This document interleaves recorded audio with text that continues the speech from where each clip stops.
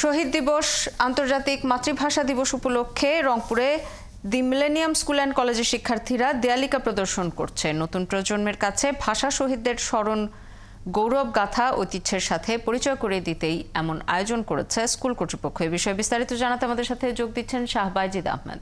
বাইজিদ, আয়োজনটি নিয়ে সবার মধ্যে আগ্রহ কেমন দেখছেন এবং শিক্ষার্থীরা এই আয়োজন নিয়ে কি বলছেন? মিলেনিয়াম স্কুল অ্যান্ড কলেজে আছি।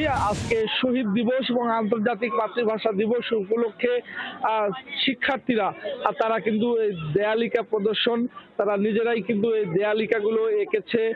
রক্ত ঝরা অমর 21শে ফেব্রুয়ারি উপলক্ষে ভাষা শহীদের যে গৌরব গাথা, ইতিহাস, ঐতিহ্য, সেটি কিন্তু তারা ফুটিয়ে তুলছে এবং তারা এখানে স্মৃতি পাতায় ভাষা শহীদদেরকে তুলে আনছেন।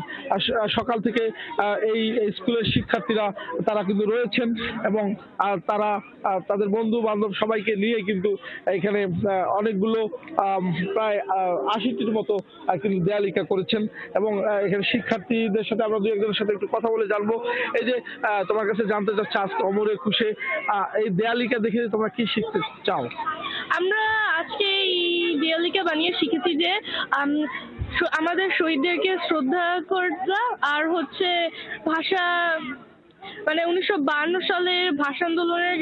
আর শিক্ষার্থীরা যারা আছেন তারা বলছেন যে তারা নতুন চেতনা উজ্জীবিত হয়ে বিশেষ করে 52 থেকে 24 এই যে চেতনার জাগরণ সেটি ফুটিয়ে তুলছে দেয়ালিকাগুলোতে। তোমার কাছে জানতে চাইবো, আজকের এই অমর 21শে কিভাবে উদযাপন করছো তোমরা? আজকে আমরা দেখতে পাচ্ছি যে স্কুলের মধ্যে দেয়ালিকা প্রদর্শনী হচ্ছে, এমনকি আমরা স্কুলের মধ্যে বিভিন্ন ধরনের কম্পিটিশনে বা আয়োজন করেছি, যেরকম আর্ট কম্পিটিশন বা আবৃত্তি কম্পিটিশন। এবং আমাদের দেয়ালিকাগুলো আপনারা দেখতেই পাচ্ছেন, এগুলো আমরা তৈরি করেছি 1952 সালে ভাষা আন্দোলনের চেতনা উজ্জীবিত করতে। ছাত্রছাত্রীরা বাইজিদ, আপনার মাধ্যমে আমরা শিক্ষার্থীদের বক্তব্য শুনছিলাম। আপনি খবর রাখতে থাকুন, প্রয়োজনে ফিরবো আবারও আপনার কাছে। আমাদের সাথে যুক্ত হয়েছিলেন রংপুর থেকে সহকর্মী শাহ বাইজিদ আহমেদ।